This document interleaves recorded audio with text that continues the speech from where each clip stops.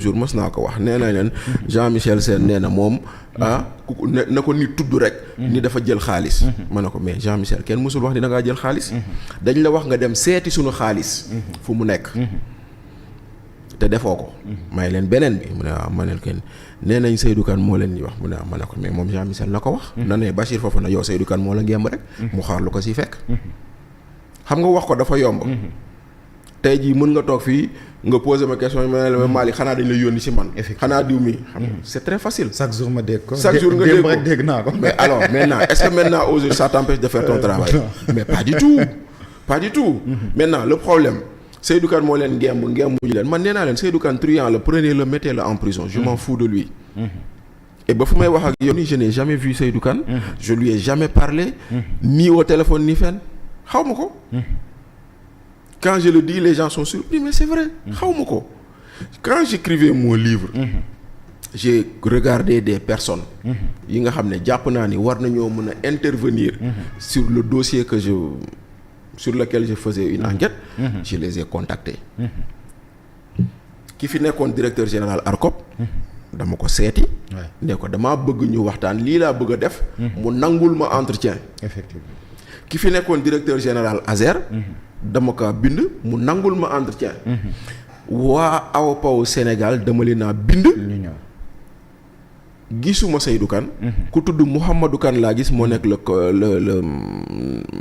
le project manager genre le directeur technique moom laa waxtaanal ci projet bi ba ma bindee Jean-Michel Sène mais terewul nag ñàkk bañ a wuyu ci sama enquête bi terewul fépp nga xam ne moom Jean-Michel Sène jot naa wax ci dossier bi te mu doon du domaine du public jël naa ko def ko ci livre bi j'ai pris le soin de prendre ces interviews à Walfadjri gis naa compil waaw j'ai pris le soin de prendre ces interviews avec Maïmouna Ndour Faye j'ai pris le soin de prendre ces conférences de presse yooyu yëpp dama ko dajale tegal ko kon au moins on ne me reprochera pas d'avoir fait un parti pris mais nag ku mu neex na wax lu ko neex mais lu am ba am moo di ni tey les garanties sont des garanties qui ne sont pas valables est-ce que wax ko day tax ñu ne Seydou Kane moo la yónni est-ce que tey jii nii gis ni ARCOP dafa bind ASER pour laaj ko ay documents ASER bañ koo tontu est-ce que loolu wax ko dañuy wax ni Seydou Kane moo la yónni est-ce que gis ni Banque Santander le 30 septembre 2024 bind na ministre des finances pour lui dire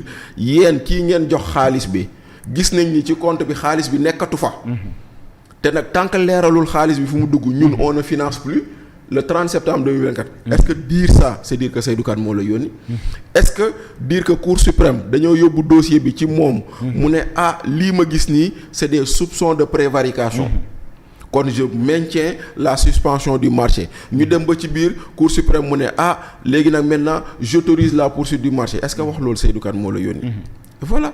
En tout cas, c'est des choses déjà disponibles. C'est des choses déjà disponibles. Ben, deuxièmement, c'est juste des choses documentées. Maintenant, tey jii lu garaaw ci dossier bi mooy on veut nous amener vers de la diversion. Xam nga lan mooy diversion bi Malick? C'est de vouloir nous dire que oui, Seydou Kane est poursuivi pour 900 millions. Pour tentative d'escroquerie sur 900 millions. Xam nga tentative mooy lu amul.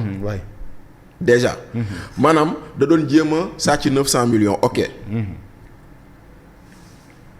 mais da doon jéem sottiwul ak def du benn mais fii yow dañu la ne xoose defal nañ ko 37 milliards ci comptam dem na léegi topp suñu 37 milliards récupérer ko ak xool ku doon jéem a jël 900 millions te jotul lan moo gën a nekk farata te 37 milliards dafa migré ci ay dëkk waaw tey jii nii il a été prouvé que l'argent des 37 milliards est parti dans au moins 10 pays alors est-ce que topp loolu gënul doon farata ci li waroon nekk Sénégal ci dote waroon nekk Sénégal dem ba Côte d'Ivoire dem ba Kenya dem ba Égypte xaw ma Tunisie dem ba feneen te lu waroon xam ne 37 milliards yi dañ ko waroon jënd matériel ñoo teg ko ci ay villages ñu ne lampe yi tàkk ne alors kon léegi nag maintenant lan moo gën a nekk farata moo tax j'espère que tontu bii ñu président de la république tontu foofu lay amee njëriñ mooy maanaam lii doon farata ci coow li moom dina ko jël en charge te dina ko toppatoo loolu moo ci am solo en tout cas yàlla na dégg ak topp rek topp ci ndax loolu moo ci am solo ñu waxtaanee tuuti parti politique Bassirou Diomaye Diakhar Faye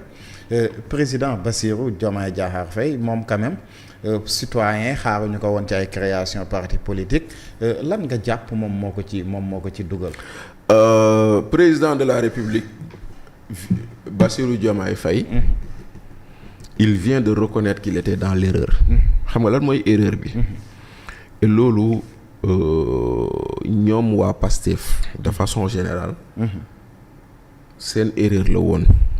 Malick. président de la République dafa bokkoon si ñu doon wax naan président warul jiite parti. warul am parti. ñoom ñu dem ba defe naa bindu ko ci seen charte ak yooyu.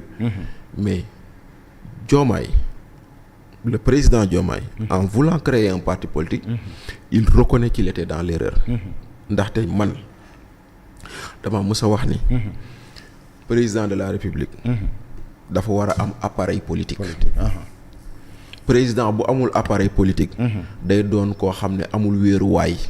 te ku amul wéeruwaay neex a ba max. est-ce que yaa ngi gis. maintenant moom dafa yaakaaroon ni son appareil politique c'était le PASTEF. Ousmane Sonko woon ko ni appareil politique boobu noonu c'est pour moi et à mon service. mu ne ko damay dem uti beneen appareil politique. kon en décidant de créer un parti politique président Diomaye dafa réhabiliter Macky Sall. dafa réhabiliter Ablaye Wade. xam nga lu tax. Ablaye Wade moom tamit ba muy nekk opposant da daan wax naan président warul jiite parti. ba mu ñëwee. muy changer constitution bi. mu bàyyi fa président bu jiite parti. effectivement. nit ñi ne ko yaa ko waxoon nii et cetera. mu tontu leen mu ne leen yéen est-ce que xel nangu na. ay nit ànd ak yow. fal la. nga egsi nee leen bàyyee naa leen. ak seen parti nga bàyyi leen foofu. noonu la leen tontu woon. donc Ablaye Wade il savait pourquoi un président devait avoir un appareil politique. Macky Sall ba muy ñëw di naan je vais signer la charte des assises dañ ci bindoon ni un président ne peut pas être chef de parti mais Macky Sall dafa ñëw ne leen pour l'instant mënumaa tëb bàyyi sama parti bàyyi leen ma ba si kanam je vais voir. ba si kanam boobu pendant 12 ans. il n'a pas ba léegi bàyyiwul. dem na sax mais il continue à diriger son parti. donc c'est pour dire quoi? C'est pour dire que ceux qui disaient président warul nekk chef de parti ils étaient dans l'erreur. Diomaye vient de comprendre qu'il était dans l'erreur. Parce que un président de la République da ngay am appareil politique. mais est-ce que aujourd'hui Diomaye même bu tegee parti bi. waaw est-ce que Diomaye mën na am appareil tey bu mel ni li mu amoon. Pastef non c'est-à-dire xam nga tey jii. Diomaye mën na bañ a am Pastef. tel que nu mu toll. tel que nu mu mel. mais Diomaye mën na am sax lu gën Pastef. comment. ndaxte